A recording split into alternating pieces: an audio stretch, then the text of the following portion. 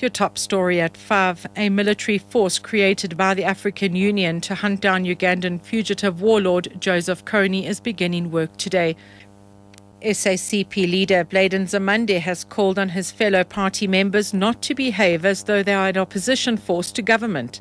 He says as the SACP they are part of the ANC-led alliance and should not make the mistake of behaving as if they are outsiders or spectators. And Zamande was giving a keynote address at the SACP's Provincial Congress held in Benoni on Gauteng's East Rand. As the South African Communist Party, we are an indispensable component of the leadership of the National Democratic Revolution. And therefore, we must take responsibility for our revolution. That is the main message. As communists, we must take responsibility for the revolution. We must not behave as if we are on the sidelines of the revolution. Deputy President Kgalema Motlanthe says South Africa is using the latest technology to test for TB in the form of the Gene Expert machine. The Gene Expert machine is able to diagnose TB within 2 hours instead of weeks and sometimes months. Motlanthe was speaking at the World TB Day commemorations at the Goldfield Driefontein mine in Coltonville, west of Johannesburg today. He expressed confidence that they can treat more people with TB using this new technology. South Africa leads the way globally.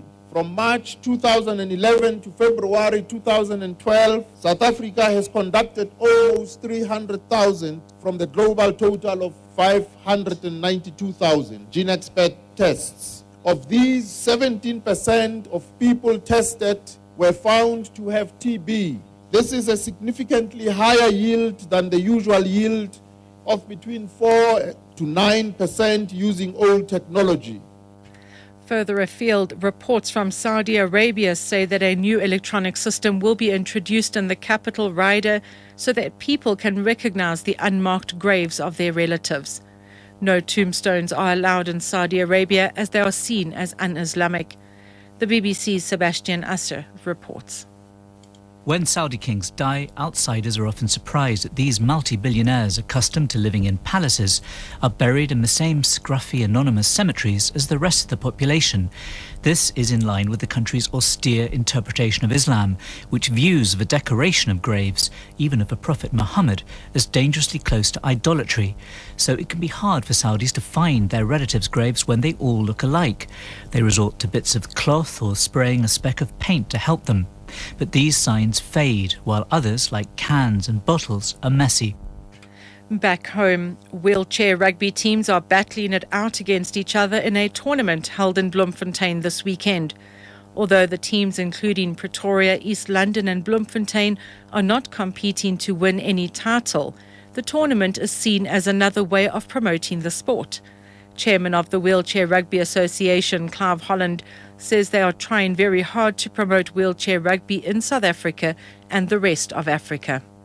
Nationally, we're competing next year in the Oceania tournament, which has been held in Pretoria, and Australia, Japan, Korea, New Zealand are coming to play, and we're hoping China's going to come. We're going to be inviting some African countries to come through so we can develop our own zone in Africa and have an African zone represented at IWF, International Wheelchair Rugby Federations.